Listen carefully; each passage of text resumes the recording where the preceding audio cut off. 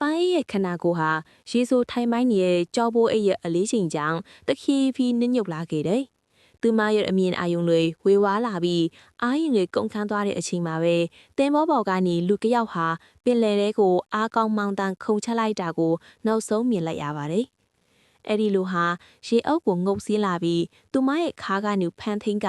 ရေမျက်နှာပြင်ပေါ်ကိုဆွဲတင်သွားခဲ့ပါတယ်။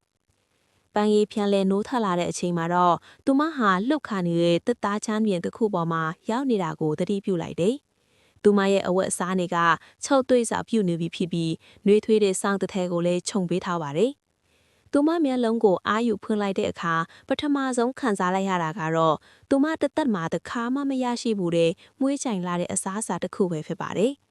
အဲ့ဒီအနံ့ကမြို့ပြာကစက်ယုံထုတ်အစားအစာတွေလို့မဟုတ်ဘဲလက်ဆက်ပြီးခွန်အားဖြစ်စေမယ့်အနံ့မျိုးပါ။သူမရဲ့ဘေးနားမှာတော့သူစိမ်းအမျိုးသားတစ်ယောက်ကသူမကိုကြောပေးကမီးဘူဘော်ကဟင်းအိုးတစ်လုံးကိုဂယုတစိုက်မွေနှောင်းချက်ပြုတ်နေပါတယ်။အခန်းငယ်လေးထဲမှာဟင်းအိုးတွေကတပွက်ပွက်ဆူညံတဲ့အတူဟင်းရက်နက်တွေကပြည့်နှံနေပါတယ်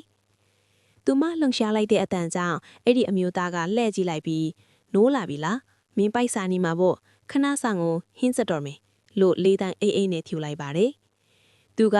ငယ်ရွယ်တဲ့ပင်လယ်ခရီးသည်တစ်ယောက်နဲ့တူနေပါတယ်။ပန်းရီက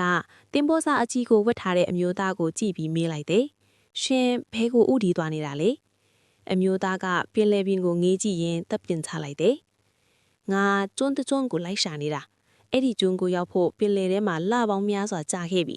။ဘလို့ကျွန်းမျိုးလဲ။ပန်းရီကထပ်မေးမိတယ်။အရန်ကိုအယောင်တဆွေစုံလေးနဲ့ကျွန်းပေါ့။မင်းတခါမှမမြင်ဘူးတဲ့အစိမ်းရောင်တွေအပြာရောင်တွေနဲ့ပန်းရောင်တွေဖြစ်နေတဲ့ကျွန်းမျိုးလိ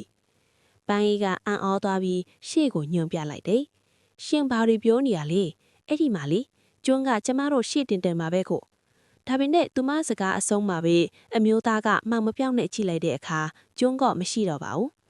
ပန်းရီကိုယ်လိုင်းပြန်ကြည့်လိုက်တဲ့အခါမှာလေစောစောကမြင်ခဲ့ရတဲ့အယောင်စုံကျွန်းကြီးဟာတဲလွန်းစားမရှိပျောက်ကွယ်သွားပြီးဟာလာဟင်းလင်းပြလဲနေတဲ့ပြင်းလေပြင်းကြီးပဲကြံပါတော့တယ်။ထိတ်လန့်သွားတဲ့ပန်းရီဟာတင်းဘောနောက်ဘက်ကိုပြေးကြည့်ပြန်ပါတယ်။သူမခုန်ချခဲ့တဲ့အီယာဝတီ6ကန်းပါးကြီးနဲ့မိကုံးရောင်မြုပ်ပြားကြီးလည်းမရှိတော့ပါဘူး။သူမတို့ဟာဘာနဲ့နမိတ်မှမရှိတဲ့အစုံမိတ်ပင်လေပြင်းကြီးထဲမှာတောင့်တင်းနေပါတော့တယ်။